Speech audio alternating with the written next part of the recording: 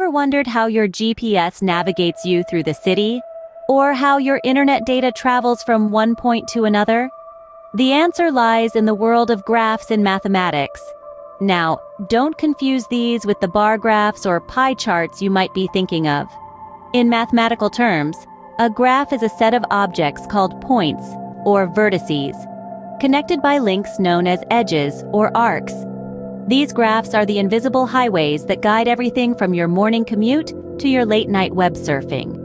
Over the course of this video, we'll delve into the intriguing world of planar graphs, explore the intriguing Euler's rule, and navigate through directed graphs, also known as digraphs, and networks. These might sound like complex terms now, but worry not. We're going to break them down into bite-sized, easily digestible pieces.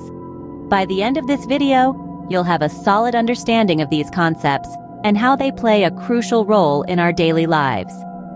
Imagine a flat plane, and consider how different points on it can connect. This brings us to our first concept, planar graphs. A planar graph is a type of graph that can be drawn on a flat surface, such as a piece of paper, without any lines crossing. So if you're sketching out your planar graph and you find that none of your lines are crossing, you're on the right track. Now let's take a look at a simple example to illustrate this concept. Imagine you have 4 friends, and each of them needs to be connected to the other 3.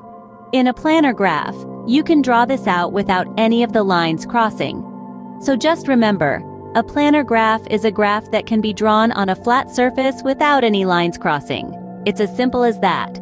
So if you can draw a graph on a plane without any lines crossing, you've got yourself a planar graph. Now that you've grasped planar graphs, it's time to dive into Euler's rule, named after the Swiss mathematician Leonhard Euler. Euler's rule is a fascinating formula that builds a bridge between the number of vertices, edges, and faces of a planar graph. For the uninitiated, vertices are the points where 2 or more lines meet. Edges are the lines themselves, and faces are the spaces enclosed by these edges.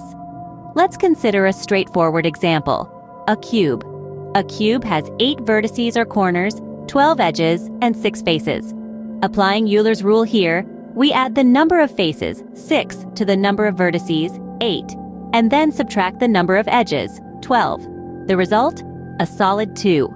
This formula isn't just a mathematical trick, it's a testament to the intricate relationships that underpin the structures around us.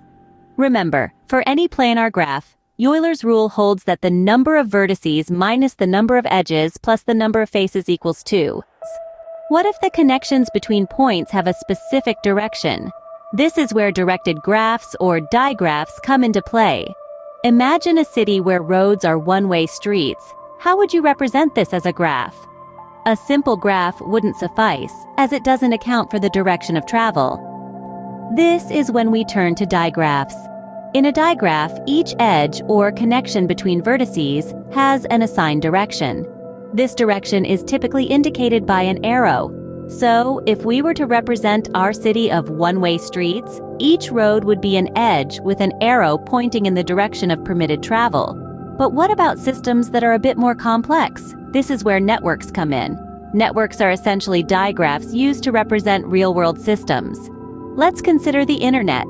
Each device, whether it's your laptop, mobile phone, or gaming console, can be considered a vertex. The connections between these devices, which allow data to flow, are the edges. The direction of these edges can represent the path data travels, turning our graph into a network. Let's illustrate this with a simple example. Imagine 3 devices, A, B, and C. Device A sends data to B, and B sends data to C. In our network, we would represent this as 2 directed edges, one from A to B and another from B to C. So, whether it's the flow of traffic on roads or data over the internet, digraphs and networks help us understand and navigate our interconnected world. Let's recap what we've learned today. We delved into the world of graphs, exploring planar graphs and their unique characteristics. We unraveled Euler's rule, appreciating its profound simplicity and impact. We then navigated through the intricacies of directed graphs, or digraphs, and networks, understanding their importance in representing relationships and connections. As we close, it's vital to remember, mathematics is not just about numbers, it's also about connections, patterns, and networks that help us make sense of the world around us.